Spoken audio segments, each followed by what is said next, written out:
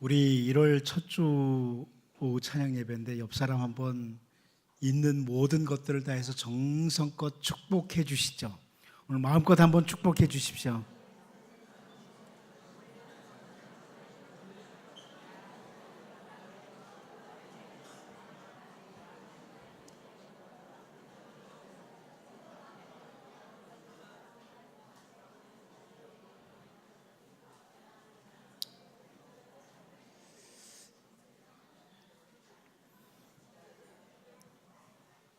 제가 오늘 낮 예배 때 하나님의 백성은 어떤 상황에서도 감사하고 찬양하고 살아야 된다. 감사하고 찬양하고 살아야 된다. 이걸 강조했습니다.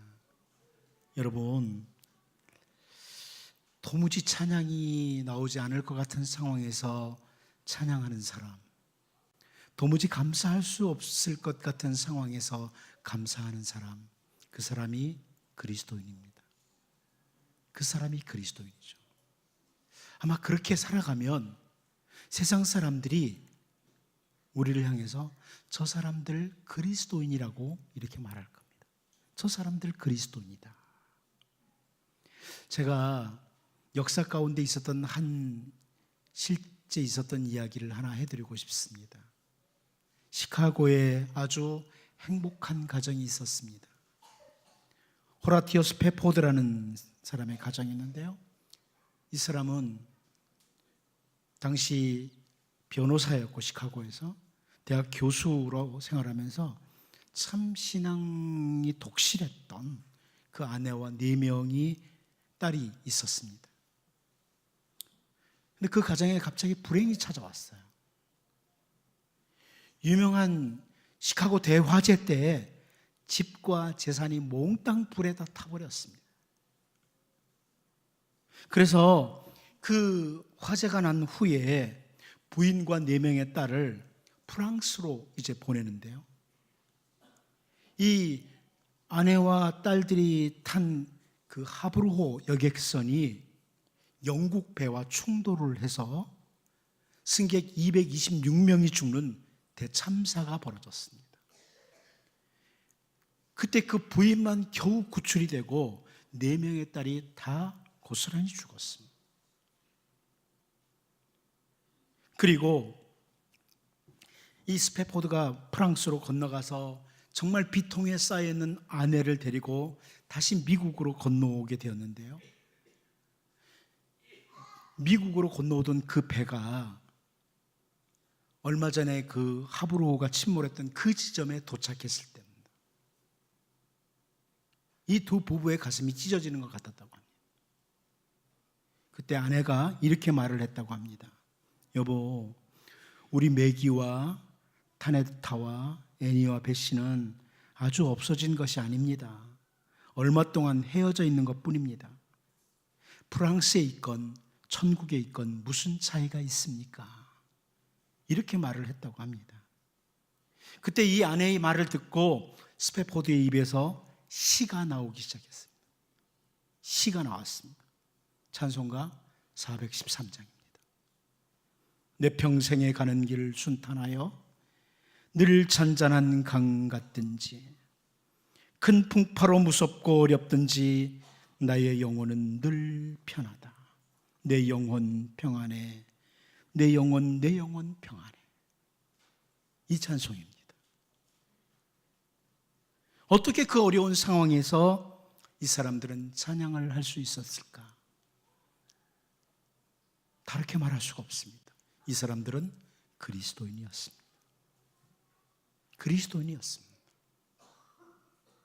절망적인 상황 속에서 도무지 한 발자국도 움직이기 어려운 그런 절망 속에서 그리스도인이기에 그들은 찬양할 수 있었습니다. 살아계신 주님이 그들의 눈에 보였기에 찬양할 수 있었습니다. 여러분, 제가 다시 강조합니다. 2019년 찬양하며 살아갑시다. 2019년 감사하며 살아갑시다. 내 형편이 찬양을 못해요. 내 상황에 감사할 수 없어요.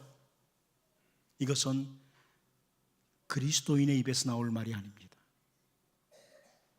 우리 모두가 2019년 찬양으로 시작하고 감사로 시작하는 이런 복된 주의 백성으로 살 수 있기를 바랍니다.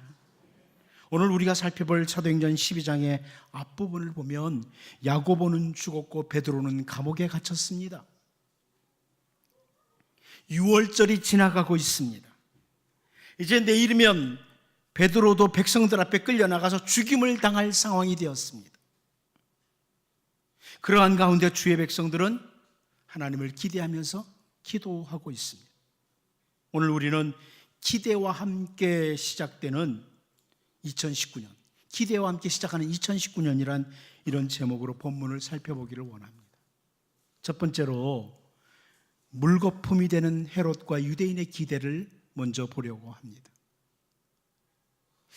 오늘 본문 6절 앞부분을 보면 헤롯이 잡아내려고 하는 그 전날 밤, 이런 표현을 합니다. 헤롯이 잡아내려고 하는 그 전날 밤이라. 당시 악한 왕이었던 헤롯은 이제 내일이면 베드로를 처형시킴으로 자기가 유대인들에게 대단한 박수를 받을 것이라고 기대하고 있습니다. 내일 베드로를 죽이면 유대인들이 엄청난 환호를 할 것이라고 기대하고 있었습니다. 야고보를 죽였을 때 유대인들이 기뻐했던 것보다는 몇 갑절로 자기들의 인기가 상승할 것이라고 기대를 하고 부푼 마음으로 인해서 어쩌면 잠도 제대로 자지 못했을지도 모릅니다. 우리 이 세상에 살면서 이 헤롯과 같은 사람들 종종 만납니다. 자기의 명예를 위해서, 자기의 이익을 위해서라면 다른 사람의 생명조차 아무것도 아닌 것처럼 여기는 이런 사람들이 있습니다. 자기를 위해서.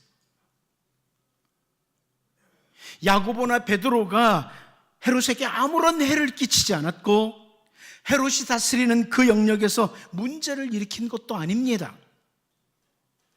그런데 지금 헤롯은 자기의 인기를 위해서 베드로까지 죽이기 위해서 모든 준비를 끝낸 상황입니다.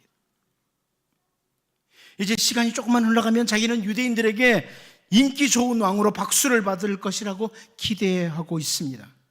하지만 하나님이 이 사건에 개입하기 시작할 때 헤롯의 기대는 물거품이 되고 맙니다. 유대인들도 베드로를 죽이는 것을 기대하고 있었던 것을 우리가 11절을 통해서 볼 수 있습니다. 11절 말씀을 보면 이에 베드로가 정신이 들어 이르되 내가 이제야 참으로 주께서 그의 천사를 보내어 나를 헤롯의 손과 유대 백성의 모든 기대에서 벗어나게 하신 줄 알겠노라 하여 그럽니다. 유대인들은 베드로를 죽임으로 결코 유대인이 이방인과는 교제할 수 없다, 이것을 굳게 표명하게 되고 자기들의 우월성, 유대인의 우월성을 더욱 드러내기를 기대하고 있었던 겁니다. 그런데 오늘 본문은 헤롯이나 유대인들이나 이들의 기대에 완전히 깨트리시는 하나님의 개입이 나타납니다. 이 사도행전을 처음 대하는 성도들 가운데 고통을 당하던 성도들이 많이 있었습니다. 아니, 오늘날에도 이 사도행전을 읽고 있는 성도들 가운데 악인들에 의해서 고통을 당하는 이런 성도들도 많이 있습니다. 여러 가지 문제들, 상황에 의해서 고통당하는 성도들도 많습니다. 하나님의 백성으로서 정말 정직하게, 진실하게, 올바로 살고 싶어 하는데 악인들이 주님의 백성들에게 고통을 주면서 자기들의 이익을 기대하기도 하는 세상입니다. 그러나 하나님께서 그 택한 백성들을 위해서 개입하실 때, 일을 시작하실 때 악인들의 모든 기대는 다 무너지고 만다, 이것을 우리가 본문에서 볼 수 있습니다. 하나님이 우리를 위해서 일을 하기 시작할 때 악인들의 기대는 다 물거품이 되고 만다. 여러분, 오늘 본문에서 헤롯과 유대인들이 가졌던 기대, 하나님이 일을 시작할 때 모든 것 무너지는 걸 보면서 우리 모두가 하나님을 향한 기대를 가지고 살아갈 수 있기를 바랍니다. 두 번째로 저는 베드로의 기대와 하나님의 도우심을 보기를 원합니다. 베드로의 기대 혹은 믿음, 그것과 하나님의 도우심. 우리 본문 6절을 같이 한번 읽어보도록 하겠습니다. 같이 보겠습니다. 시작. 헤롯이 잡아내려고 하는 그 전날 밤에 베드로가 두 군인 틈에서 두 쇠사슬에 매어 누워 자는데 파수꾼들이 문 밖에서 옥을 지키더니.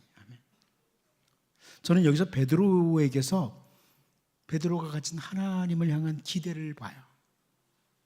하나님을 향한 기대. 베드로가 두 군사팀에서 쇠사슬에 매인 채 누워서 잠을 자고 있습니다. 내일이면 끌려나가 죽는다고 하는데 잠을 자고 있습니다. 이것이 모든 것을 다 포기하고 체념한 상태에 빠진 이런 잠일까요? 어차피 죽을 거 뭐 이런 건가요?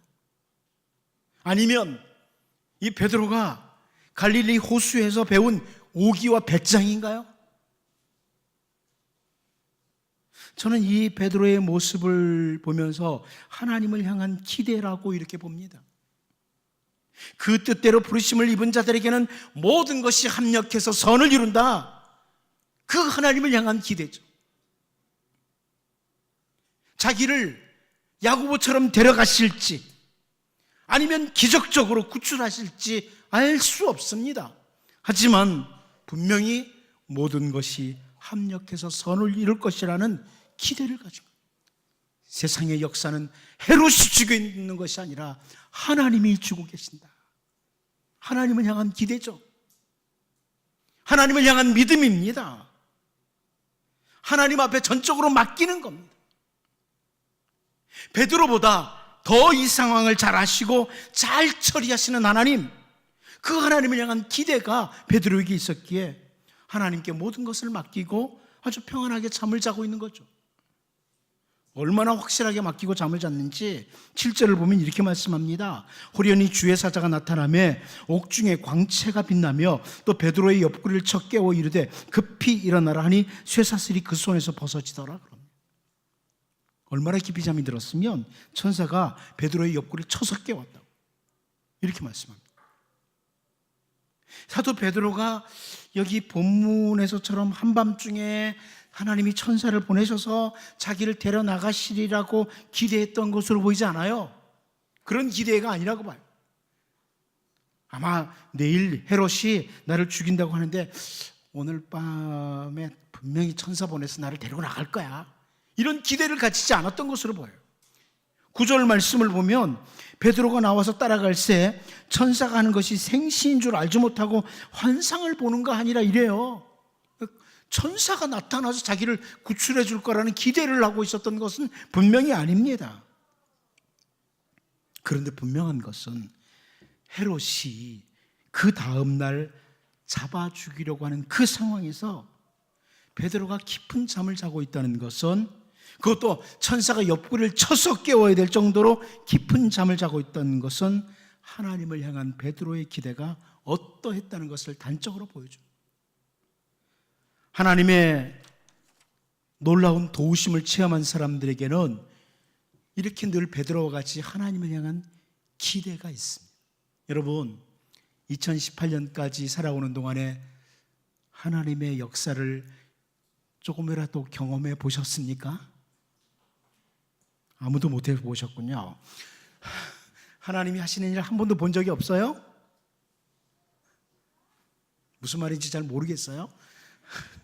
2018년까지 하나님께서 여러분을 위해서 행하신 일들을 경험해 보셨나요?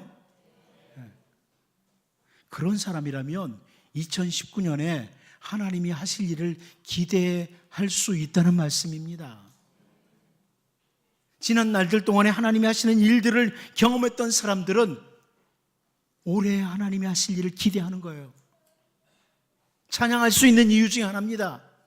기대가 되면요, 하나님 올해 나를 위해서, 우리 가정을 위해서, 우리 교회를 위해서 어떤 일을 행하실까? 뭔가 기대가 된다.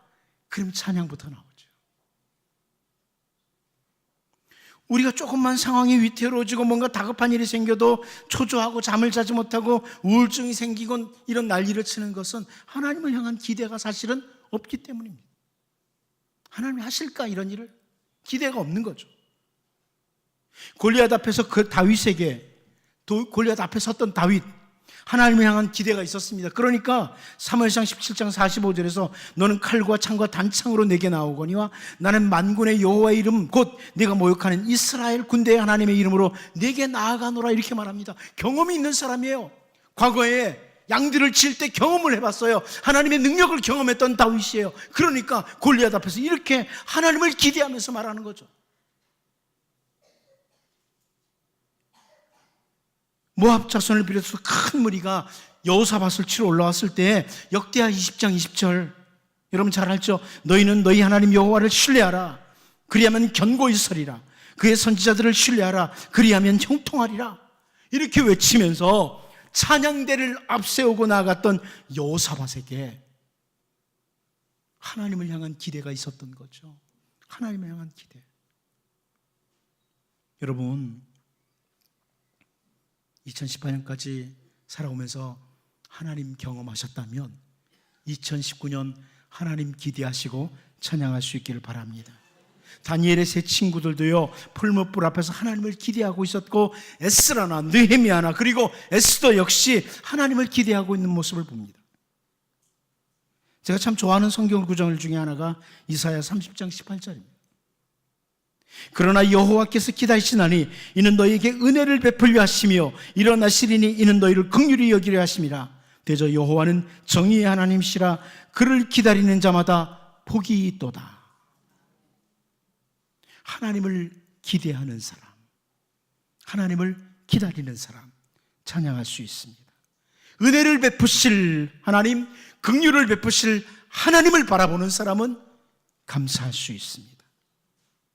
여러분, 하나님을 기대하는 사람은 기도하게 돼 있고요, 하나님께 기도하는 사람은 하나님께 맡기고 하나님을 기다리면서 찬양하고 감사하고 살아갑니다. 사도 베드로는 내일이면 죽을지도 모르는 이런 상황에서 모든 것을 하나님께 맡기고 하나님을 기대하고 평안하게 잠을 잡니다. 하나님께서 마치 이 베드로를 야고보처럼 순교자로 데려가시려고 한다면 베드로가 아무리 발버둥 쳐도 해결되지 않습니다. 그러나 하나님께서 살리시려고 한다면 아무리 헤롯의 칼이 시퍼렇게 날이 서서도 베드로의 털끝 하나 건드리지 못합니다. 하나님을 향한 기대예요.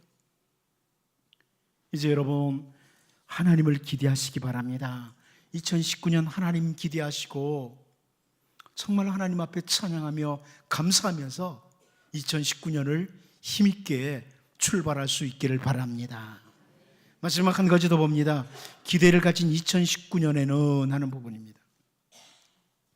5절 말씀에서 우리는 이에 베드로는 옥에 갇혔고 교회는 그를 위하여 간절히 하나님께 기도하더라, 이 모습을 봅니다. 성도들이 하나님을 향해 기대를 걸고 있었기에 기도하고 있다는 겁니다. 그런데 천사로 인해서 구출된 베드로가 성도들이 모여있던 마가의 어머니 마리아의 집에 갔을 때 12절 말씀을 보면 이들은 여전히 기도하고 있습니다. 왜 성도들이 이렇게 기도를 할까요? 어떤 사람들은 앉아서 기도만 한다고 문제가 해결되느냐고 이렇게 말할지 모릅니다. 기도만 한다고 떡이 생기냐 빵이 생기냐고 조롱하는 사람들이 있습니다. 그러나 자기들의 힘으로는 도무지 아무것도 할 수 없는 상황에 봉착했던 이 사람들, 이 하나님의 백성들은 기도의 능력을 믿고 있는 겁니다. 왜 우리가 찬양할 수 있나요? 우리는 기도의 능력을 알기에 그렇습니다. 우리에게 기도할 수 있도록 길을 열어주셨고, 기도할 때마다 귀를 기울이신다고 말씀하셨고, 우리 기도가, 성도의 기도가 아무것도 아닌 것 같지만 성도의 기도는 산도 옮길 수 있다, 이런 걸 믿기에 성도는 기도하고 감사하고 찬양하는 겁니다. 여기 예루살렘 교회 성도들은 사도 야고보가 죽임을 당하고 베드로까지 갇힌 상황에서 자기들이 해야 될 최선의 길이 뭐냐? 이건 기도밖에 없다. 이것을 알기에 하나님을 향해 기대를 가지고 기도하고 있는 겁니다. 하나님은 헤롯의 기대, 유대인들의 기대를 꺾으시고 기도하는 주의 백성들의 기대를 이루어 주십니다. 저는 이렇게 말씀드립니다. 정말 찬양하고 감사하는 사람, 왜 감사할 수 있느냐? 우리에게 기도할 수 있는 길이 있기에. 하나님을 향해 기대를 가지고 살아가는 사람은 기도하는 자로 섭니다. 우리가 잘 알고 있는 사도 바울의 권면이 데살로니가 전서 5장 16절에서 18절에 나옵니다. 잘 알죠? 같이 한번 외우기도 하고 읽어보기도 하겠습니다. 같이 봅니다. 시작. 항상 기뻐하라. 쉬지 말고 기도하라. 범사에 감사하라. 이것이 그리스도 예수 안에서 너희를 향하신 하나님의 뜻이니라. 아멘. 저는 여기 그 17절에 보면 쉬지 말고 기도하라. 중간에 쉬지 말고 기도하라. 이런 말씀을 보면서 쉬지 않고 기도하는 사람은 앞에 있는 16절에 항상 기뻐함을 가질 수 있다. 그리고 쉬지 않고 기도하는 사람은 18절에 범사에 감사하는 자가 된다. 이게 다 연결되어 있다는 것, 이것을 말씀드립니다. 여러분, 기도하셔야 됩니다. 기도하는 자는 찬양하고 감사할 수 있습니다. 왜 우리가 찬양하고 감사 못하느냐? 어쩌면 기도를 안 하는 거죠. 기도하면서 항상 기뻐하고 범사에 감사하는, 하나님을 기대하면서 기도하시고 기쁨과 감사가 넘치는 이런 2019년을 살 수 있기를 바랍니다. 우리 시간 같이 기도합니다. 같이 기도할 때 여러분, 악인들 수많은 문제들이 여러분을 공격해 올 것 같습니까? 어떤 문제들이 여러분 앞에 있습니까? 하나님은 그 문제들을 깨트리는, 헤롯의 기대, 유대인들의 기대를 깨트리시는 하나님이십니다. 베드로가 하나님께 모든 것을 맡기는 믿음의 모습 보입니다. 하나님, 2019년 하나님께 맡깁니다. 내 모든 인생을 하나님께 맡깁니다. 그래서 저는 찬양할 수 있습니다. 감사할 수 있습니다. 이런 기도를 드리시고요. 하나님을 기대하면서 2019년 기도하는 자가 되게 도와주시고, 기도하면서 항상 기뻐하고 범사에 감사하는 이런 하나님의 백성으로 2019년을 살 수 있게 해달라고, 이 시간 자신을 위해서 또 가족들을 위해서 하나님 이런 한 해를 살게 하옵소서. 같이 한번 간절히 합심해서